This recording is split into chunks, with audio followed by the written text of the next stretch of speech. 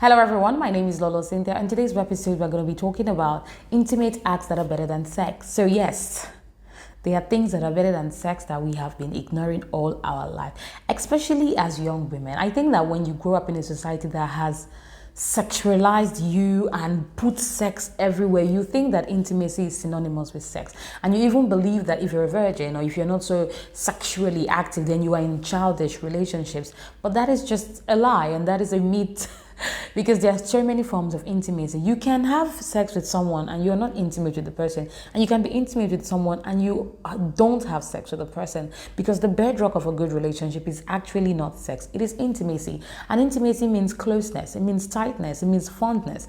And when you do not appreciate those other acts that come with intimacy, when you have sex, you're not really gonna get the enrichment and the fulfillment that it can give you. We have emotional intimacy, where you're being vulnerable with the person. You're talking about your feelings. You're talking about maybe your childhood. You're asking questions about the other person to get to know them more. And before you can even be this emotional with the person, you have to feel safe, and you have to feel like you trust the person. You have to know that the person is listening to you. The person is not going to judge you.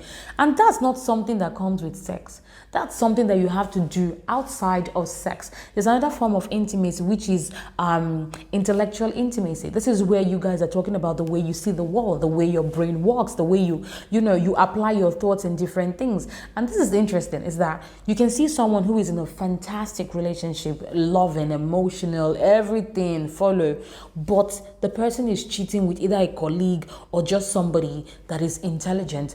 And it's not because the person is physically attracted to the person, or the person is willing to talk about his vulnerabilities with the person or things like that. No, it's just because they are able to intellectually discuss certain conversations. And doing that forms intimacy. There's spiritual intimacy, another form of intimacy, where people are talking about their values, people are talking about their personal beliefs, the way they see the world, whether they believe in the afterlife, connecting over God, the way God has helped their life and things like that. That is spiritual intimacy. That is not something that you just have with everybody. You can't represent everybody about your spiritual beliefs and the way you see the world. Some people would laugh at you.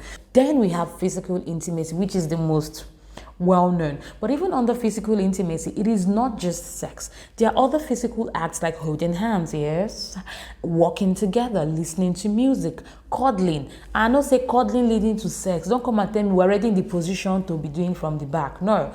Cuddling, that is just cuddling to know that you're being held, to know that the person is right there with you. When you walk on the road and you see two people hold hands, what does that symbolize to you? You don't need to know whether they're having sex or not. You just know that there's something between both of them. When you look at a woman and you can see her taking out something from the beard of a man, that's an intimate act. You cannot go and do that with somebody's husband on the road. Oh, there's something on your beard. Let me help you do that. No. If you are a K-drama fan, because we know that these guys have taken over the world, and you watch them, I want you to access yourself. When you watch these movies, they rarely, have sex, but you are so addicted to it. Why? Because there is a longing there. There is a desire there. There is that suspense. They evoke a human emotion in you that you think is just for film.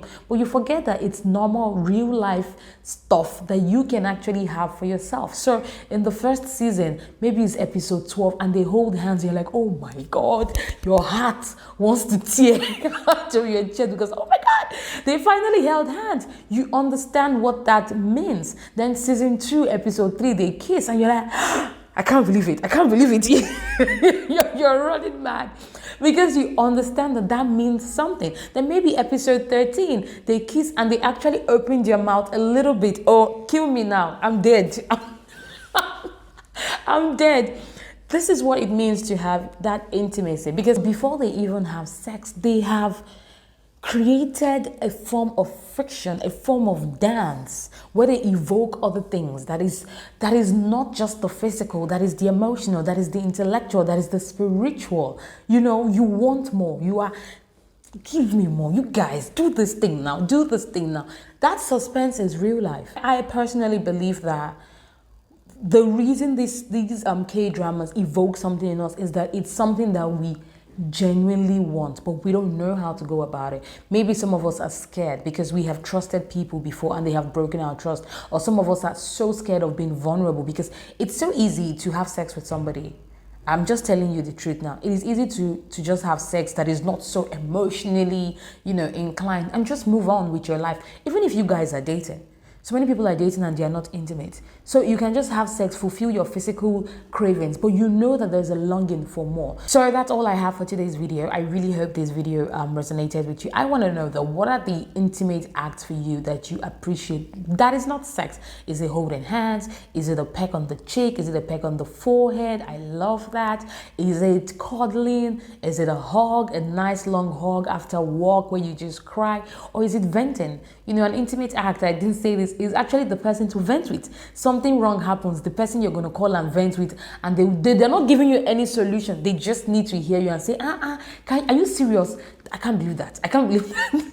That is an intimate act. It seems so funny because I think we do this with our friends and family that we think that's their role now. That's their job. But it is intimacy for them to do that with you. So that's all I have for today's video. I hope you enjoyed it. Do not forget to like and share the video. And if you're watching on YouTube, subscribe to my YouTube channel so that you can watch more of my videos. My name is LoloTalks again, and see you next week. Bye-bye.